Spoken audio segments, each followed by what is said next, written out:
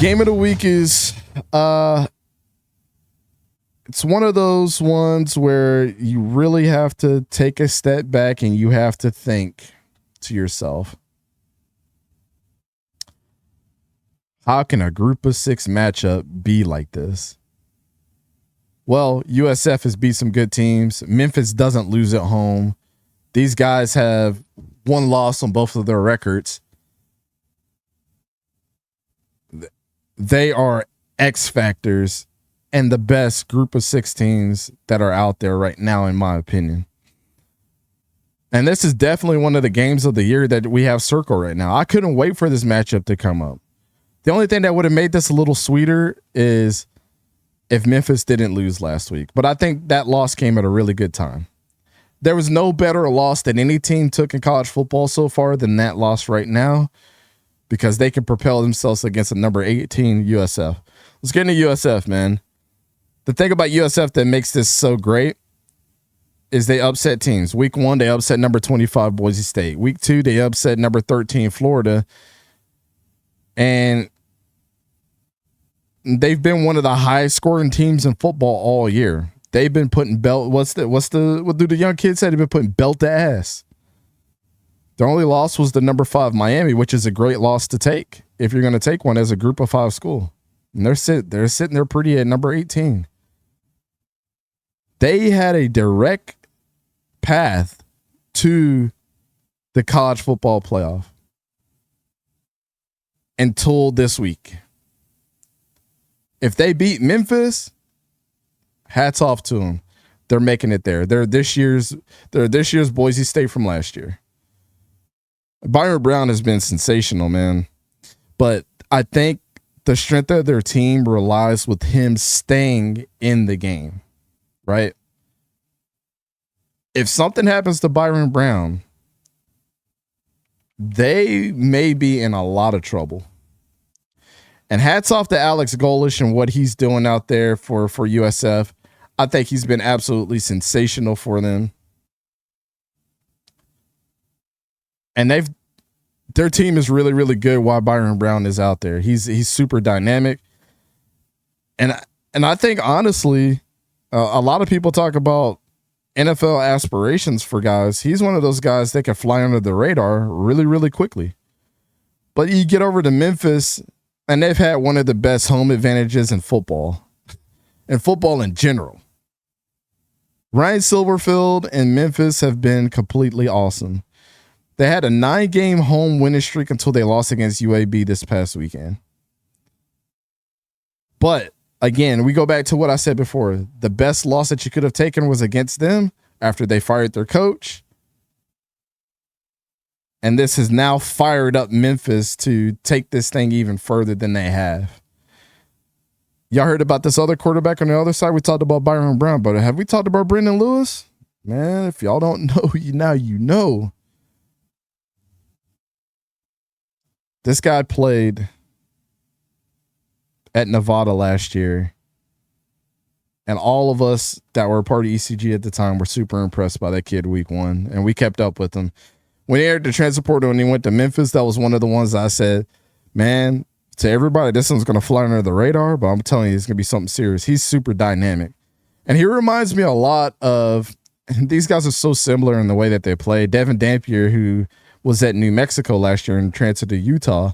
So he made a progressive move as well. Even though I think Devin has a little bit more in the toolkit, but their styles remind me so much of each other. Just true dual threat guys that can get it done. And Sutton Smith at running back has been one of the best running backs in the country that nobody talks about. And Memphis is currently ranked 24th in points allowed in the country on their defense. Both Memphis and USF are ranked in the top 10 in takeaways, though. USF is number 1 with 2.7. Memphis is number 9 with 2. So when we do this breakdown, man, there's a lot of things to consider. Home field advantage for Memphis, but USF has got Byron Brown. Memphis just took a loss to UAB and they may be fired up.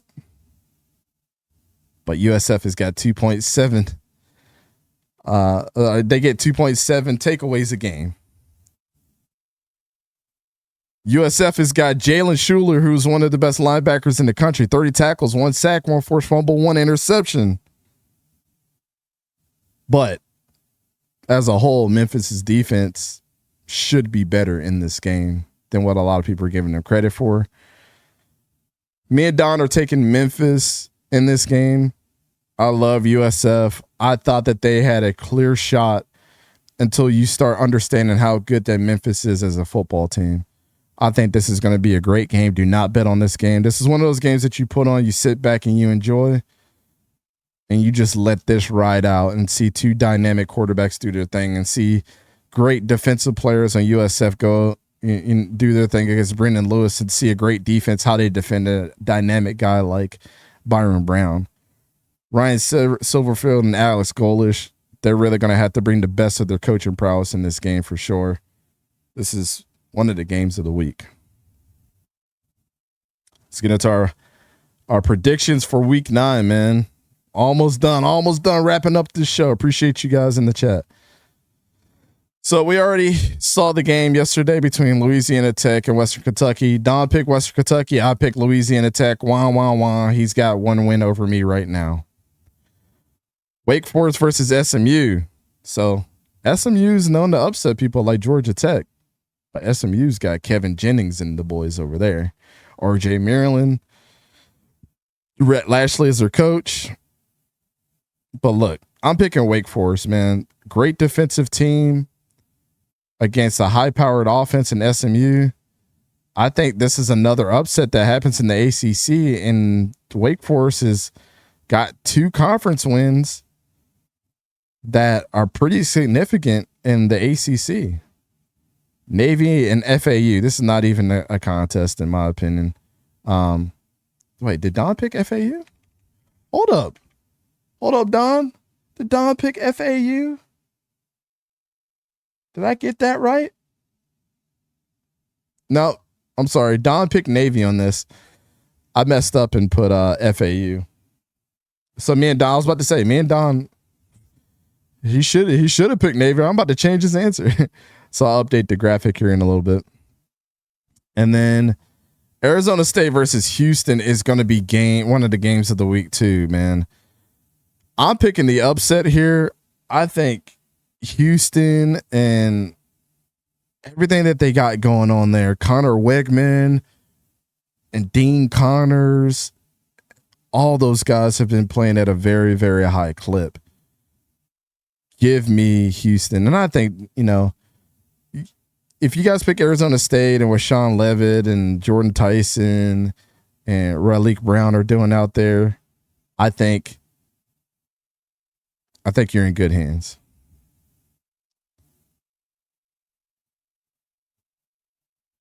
Washington, Illinois. This is an interesting game. The tickets are really cheap. So if you guys live in Washington, I think nosebleeds are $18 right now. We both pick Washington. Look, I'm not a big Luke Altmaier fan, and I understand how good their team is, but there's too many dynamic weapons. Jonah Coleman, Damon Williams, Boston, like all those guys are really, really good on that offense. I don't think they crush Illinois, but having home field advantage and the weapons that they have are going to be really, really good. Miami of Ohio and Western Michigan. Me and Don pick Western Michigan. Look, whatever happened to Daquan Finn going back to the MAC and being up there playing quarterback, that the dude has like 6 or 7 interceptions this year. It's nasty work. Fresno State has been disappointed. They don't know who they want as their running back. And, EJ Warner has not been the best.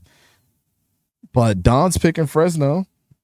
I'm picking San Diego State. I'm a big fan of Sean Lewis and what he's got going on out there. He's got those guys bought into the system. They're running the ball well. Their quarterback is playing better football at this point in time. Give me Sean Lewis and the Sons of Montezuma. Vandy and Mizzou. Don's riding off the hype of Mizzou. But here's the X factor. That defense, that front 7 for Mizzou is something serious. 𝗕𝘂𝘀𝗶𝗲𝘀𝗀 he's the leading rusher on their team right now. He's not going to be able to do that shit against Mizzou. Yeah, give me Mizzou all day in this one. Last but not least, App State versus Old Dominion. Old Dominion leads in pretty much every single category in the Sun Belt right now. They're a high-scoring offense. They play really good defense. Sometimes they get scored on a lot, but their offense is going to carry them through this game. And App State just hasn't been as good as they were in the past. Whatever happened to them, man, they need their powers back. Now let's get over to the betting corner, man. 4-6 last week. We had one perfect week. Plus 25.5 for UCLA. I love Indiana. I think they had the team to just go and crush everybody the rest of the year. I think they could go undefeated, win the Big Ten championship, and possibly be in a college football playoff championship. But UCLA's been a pretty good team. I think they at least get like 23 points in this, or they get close by like 23 points in the game.